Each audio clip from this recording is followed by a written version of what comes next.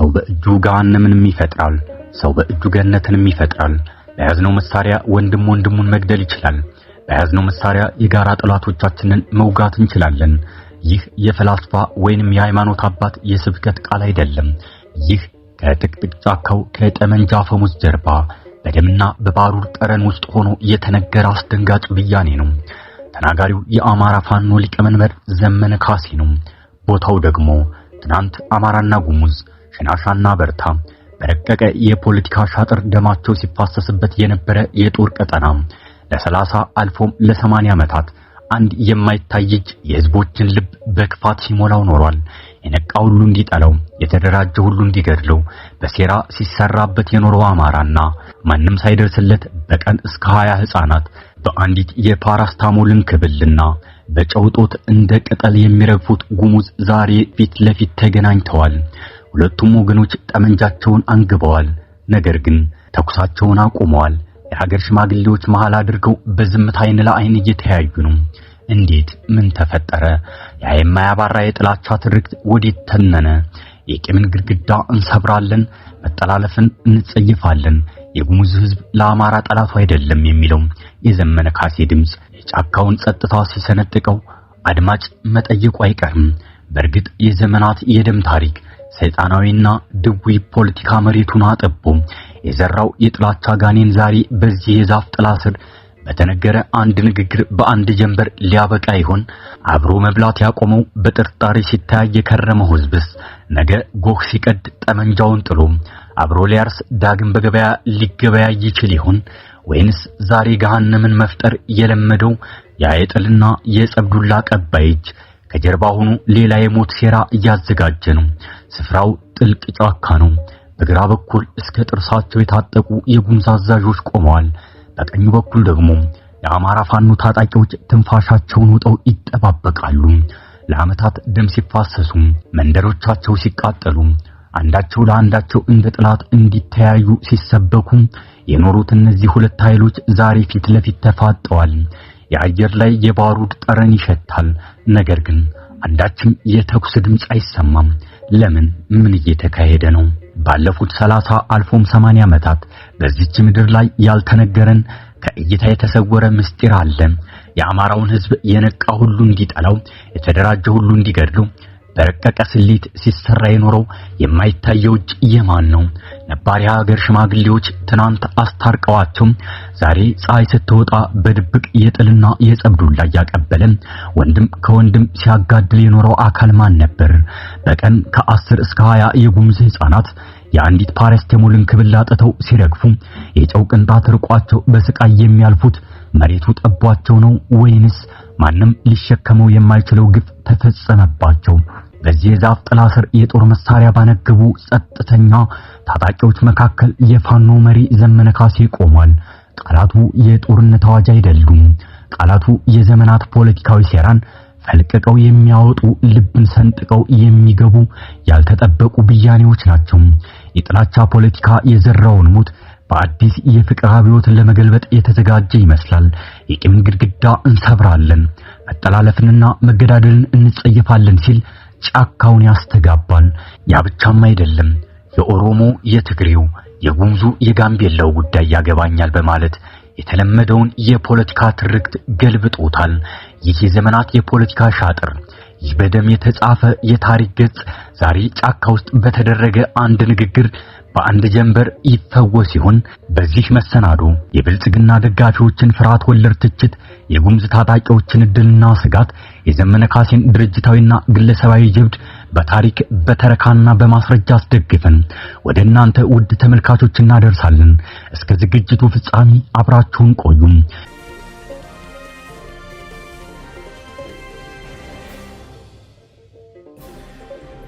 እዚህ የቆምንበት መሬት ላይ አማራና ጉሙዝ አብረው መኖር እንዳይችሉ መሬቱ ጠባቸው ነው አይደለም።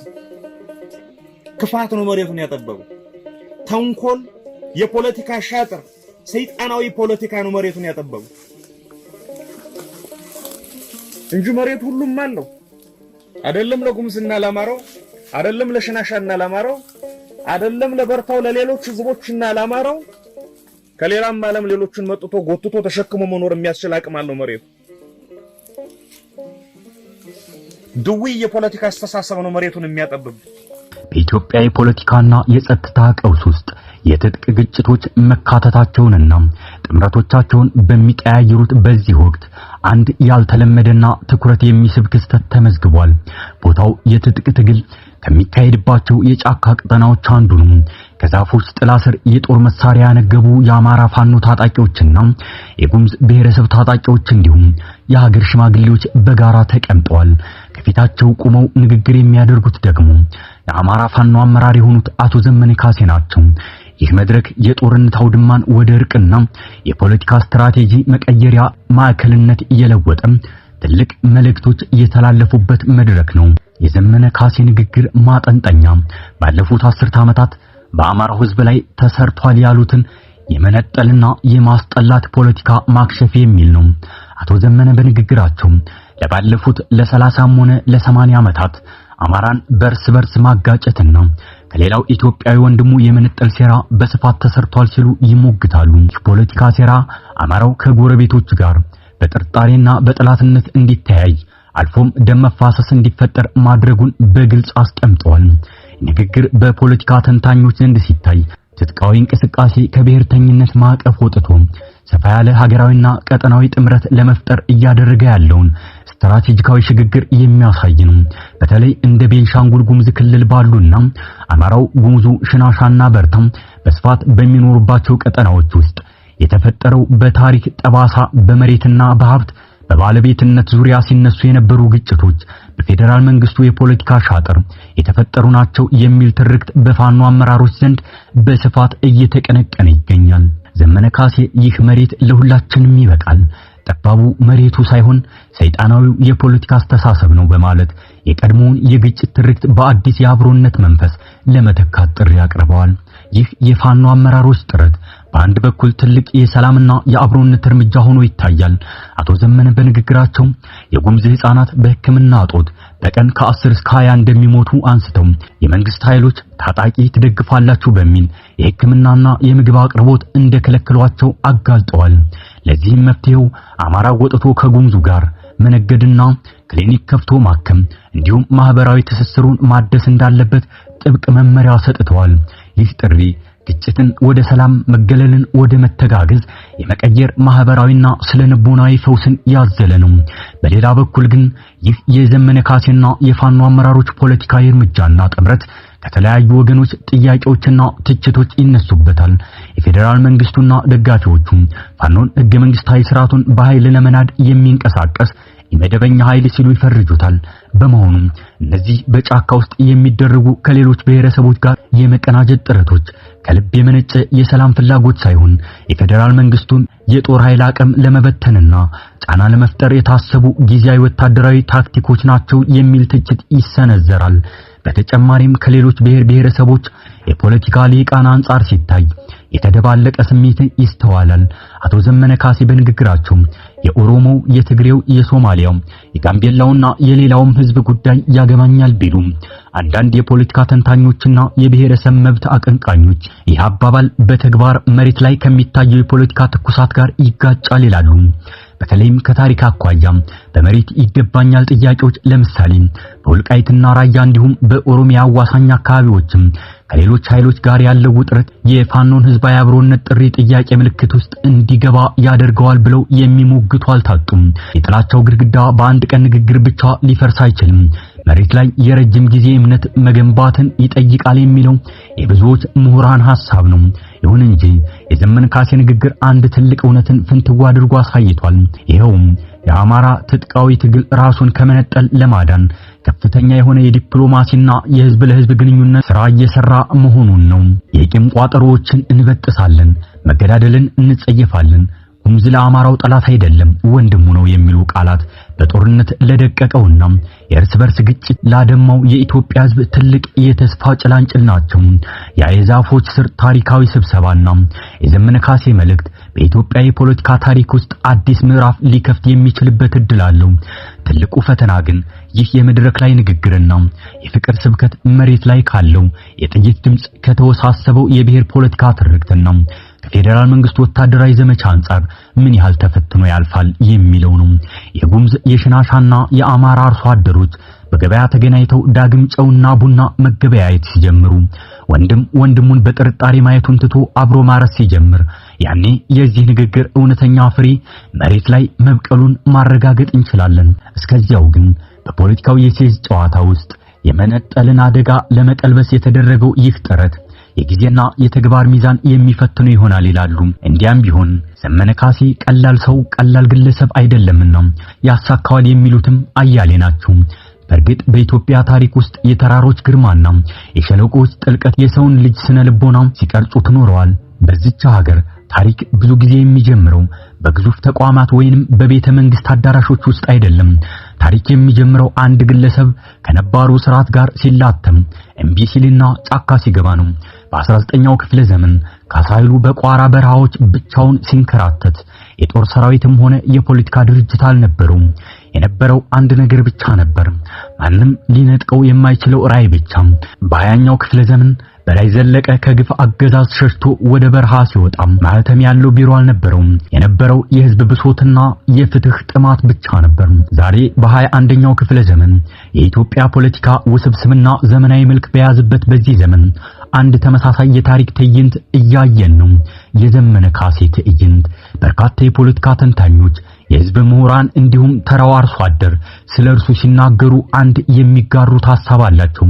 ዘመነ ካሴ ግለሰብ ሆኖ እንደ ድርጅት ብቻውን ሆኖ እንደ ህዝብ የታገለ ሰው ነው። ይህ አባባል ከየት መጣ? እንዴትስ አንድ ግለሰብ በዘመናዊ የጦር መሳሪያና በግዙፍ የስለላ መረብ የተገነባን የመንግስት መዋቅር ያለምንም ድርጅታዊ መዋቅር ለዓመታት ሊሞግት ቻለ? የፋኖ እንቅስቃሴ ገና ጥንስስ ላይ በነበረበት ወቅት ፋኖ የሚለው ቃል አንድ ማህበራዊ እሴት እንጂ እንደ ፖለቲካዊ ወይም ወታደራዊ ተቋም አይታይም ነበር። በዚህ የሽግግርና የውዥንብር ዘመን ውስጥ የአማራው ብሔረሰብ የህልውና ስጋት ሲያንዣብብበት ወታደራዊ መዋቅሩ ጥበቃ ሊያደርግለት አልቻለም የሚለው ብሶት ሲገነፍል የጎደለው አንድ ነገር ነበር፣ ድምጽ። ዘመነ ካሴ ወደ ትግሉ አውድማ ሲገባ ድርጅት አልመሰረተም፣ ኮሚቴ አልመረጠም፣ የጽህፈት ቤት ኃላፊ አልሾመም። ከዚህ ይልቅ እርሱ ራሱ ድርጅት ሆነ፣ ሐሳቡ ራሱ ተቋም ሆነ። በየአደባባዩ በየስርቻው አልፎም ከእስር ቤት ግድግዳዎች ጀርባ ሆኖ የሚያስተላልፋቸው መልእክቶች የራሱ የድርጅት ማኒፌስቶች ነበሩ። በፖለቲካ ሳይንስ መሪዎች ከድርጅት ይወለዳሉ። በዘመነ ካሴ ታሪክ ግን ድርጅቱ ከመሪው ማህፀን ነው የተረገዘው። እሱ ሲታሰር ፋኖ የታሰረ ይመስል ነበር። እሱ ሲናገር የአማራው ህዝብ የተናገረ ይመስል ነበር። ይሄ የህዝብ የስነ ልቦና ሳይኮሎጂ መነሻው ምንድነው? መንግስት የዘመነን እንቅስቃሴ የግለሰብ ጀብደኝነት አሊያም ህገወጥነት ብሎ ሲፈርጀው ኖሯል። የሥርዓቱ አቀንቃኝ አንድ ግለሰብ እንዴት የህዝብን ውክልና በብቸኝነት ሊወልድ ይችላል በማለት ይሞግታሉ። በሌላ በኩል ግን የዘመነ ደጋፊዎችና የፖለቲካው እውነታ የሚያሳየው ሌላ ገጽታ አለ። ተቋማት በፈረሱበት፣ የፖለቲካ ፓርቲዎች የህዝብ አመኔታ ባጡበትና መሪዎች ከህዝብ በራቁበት ወቅት ህዝብ የራሱን ስሜት የሚያይበትን አንድ የካሪዝማቲክ ግለሰብ መፈለጉ የሰው ልጅ ተፈጥሯዊ የፖለቲካ ባህሪ ነው። ዘመነ ካሴ ያችን የጎደለችውን የህዝብ ተስፋ የሞላ ግለሰብ ነበር። ያለ በጀት፣ ያለ ሎጂስቲክ፣ ያለ ጽህፈት ቤት በቃላቱና በጽናቱ ብቻ የአማራን ወጣት ስነ ልቦና ቀረጸ። ብቻውን ሆኖ እንደ ህዝብ ሞገተ ማለትም ለዚህ ነው ይላሉ።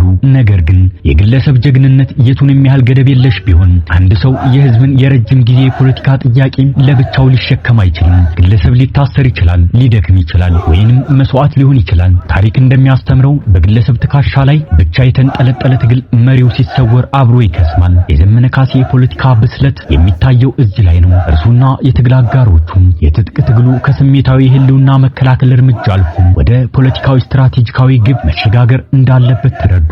ከቅርብ ጊዜ ወዲህ የፋኖ ብሔራዊ ንቅናቄ ብለው ራሳቸውን በተቋም ደረጃ ሲያዋቅሩ ይሄ የረጅም ጊዜ የቤት ስራቸው ውጤት ነበር። ድርጅት ከሌሎች የኢትዮጵያ ኃይሎች ጋር ለመደራደርና ጥምረት ለመፍጠር ፈላጊውና ቀዳሚው እርምጃ ነው። አንድ መዋቅር የሌለው የሽምቅ ተዋጊ ስብስብ ከሌላ ፖለቲካዊ ኃይል ጋር ዲፕሎማሲያዊ ግንኙነት ማድረግ አይችልም። ሰው በእጁ ገሃነምን ይፈጥራል፣ ሰው በእጁ ገነትን ይፈጥራል። በያዝነው መሳሪያ ወንድሙን መግደል ይችላል። በያዝነው መሳሪያ የጋራ ጠላቶቻችንን መውጋትም እንችላለን። ይህ የፈላስፋ ወይንም የሃይማኖት አባት የስብከት ቃል አይደለም። ይህ ከጥቅጥቅ ጫካው ከጠመንጃ አፈሙዝ ጀርባ በደምና በባሩድ ጠረን ውስጥ ሆኖ የተነገረ አስደንጋጭ ብያኔ ነው። ተናጋሪው የአማራ ፋኖ ሊቀመንበር ዘመነ ካሴ ነው። ቦታው ደግሞ ትናንት አማራና ጉሙዝ ሽናሻና በርታም በረቀቀ የፖለቲካ ሻጥር ደማቸው ሲፋሰስበት የነበረ የጦር ቀጠና ለ30 አልፎም ለ80 ዓመታት አንድ የማይታየች የህዝብን ልብ በክፋት ሲሞላው ኖሯል። የነቃ ሁሉ እንዲጠላው፣ የተደራጀ ሁሉ እንዲገድሉ በሴራ ሲሰርበት የኖረው የአማራና ማንም ሳይደርስለት ከላይ ባየነው ትንታኔ መሰረት ዘመነ ካሴና አመራሮቹ ከጉሙዝ ከሽናሻ ከበርታ ታጣቂዎችና የሀገር ሽማግሌዎች ጋር ቁጭ ብለው ሲመክሩ የተደራደሩት እንደ ግለሰብ ሳይሆን እንደ አንድ የአማራ ፋኖ ድርጅት አመራር ነው። ድርጅት መፍጠራቸው አማራን ከተነጠለበት የፖለቲካ አረንቋ ለማውጣት የሚያስችል ህጋዊና ፖለቲካዊ ሰውነት ድርጅት መፍጠራቸው አማራን ከተነጠለበት የፖለቲካ አረንቋ ለማውጣት የሚያስችል ህጋዊና ፖለቲካዊ ሰውነት ሰጥቷቸዋል የሚሉ ወገኖች የመኖራቸውን ያክል ውስጣዊ ስነ ስርዓትን ለማስፈንም ድርጅት ቀዳሚው እርምጃ እንደሆነ የሚተርኩም አልታጡም። ግለሰብን ማዕከል ያደረገ ትግል ለስርዓት አልበኝነትና ለስሜታዊነት እየተጋለጠ ነው። ድርጅት ሲፈጠር ግን ደንብ ይኖራል፣ ተዋረድ ይኖራል፣ ተጠያቂነትም ይሰፍናል። ይህ ደግሞ በፌደራል መንግስቱም የስርዓት አልበኞች ስብስብ እየተባለ የሚተቸው የፋኖ እንቅስቃሴ ራሱን እንደ አንድ ኃላፊነት የሚሰማው አማራጭ የመንግስት ኃይል አድርጎ ለማቅረብ ያደረገው ወሳኝ እርምጃ ነው። የዘመነ ካሴ ከግለሰብ ወደ ድርጅት የመሸጋገር ጉዞ አልጋ ባልጋ አልነበረም፣ ዛሬም አይደለም። የመንግስት አካላትና ገለልተኛ ታዛቢዎች የሚያነሷቸው ጠንካራ ትችቶች አሉ። የግለሰብ አምልኮ የፖለቲካ ድርጅቱን እንዳይወጣው የሚሰጉም አሉ። አንድ ድርጅት በመሪው ስምና ጥላ ስር ከመጠን በላይ ሲጠለል የዲሞክራሲ አሰራርና የጋራ አመራር ባህል ሊቀጭጭ ይችላል የሚለው ስጋት ቀላል አይደለም። በተጨማሪም ፋኖ የሚባለው ኃይል በተለያዩ የአማራ አካባቢዎች በየራሳቸው ዝና አመራር እየተከፋፈሉ በመሆናቸው በጋራ የመሰረተው ድርጅት መላውን አማራ በአንድ ጥላ ስር ለማሰባሰብ ያደረገው ጥረት አሁንም በሂደት ላይ ያለና ከባድ ፈተና የሚጠብቀው ነው። የግለሰብ ሞገስ ሰዎችን ወደ አደባባይ ሊያወጣ ይችላል። ነገር ግን መቶ ሺዎችን የሚያስተዳድር የፖለቲካና የወታደራዊ መዋቅር መገንባት ከግል ጀግንነት ባሻገር ጥልቅ ተቋማዊ ትዕግስትን ይጠይቃል ይላሉ።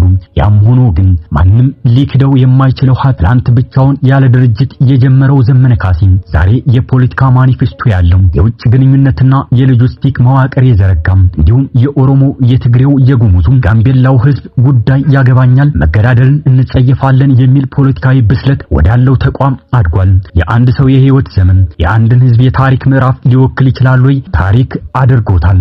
ዛሬም እያደረገው ነው። ዘመነ ካሴ ያለ ድርጅት ትግል ሲጀምር መሳሪያው ቃላቱ፣ ጽህፈት ቤቱ የአማራው ገደልና ሜዳ፣ በጀቱ ደግሞ የህዝቡ እንባ ነበር። ግለሰብ ሆኖ እንደ ድርጅት ብቻውን ሆኖ እንደ ህዝብ የታገለ የሚባለውም ለዚህ ነው። መንግስት ሊያስረው ሊያስገድለው በጠላትነት ሊፈርጀው ይችላል። የፖለቲካ ተፈካካሪዎቹ ሊተቹት ይችላሉ።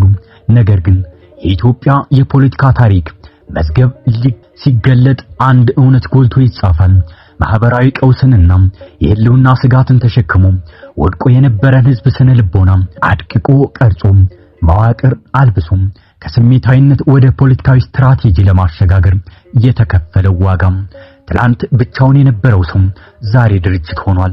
ትላንት በመነጠል ይፈተን የነበረው ትግል ዛሬ ከጉሙዝና ከሌሎች ወንድም ህዝቦች ጋር የሰላምና የአብሮነት ድልድይ ለመገንባት እየሰራ ነው።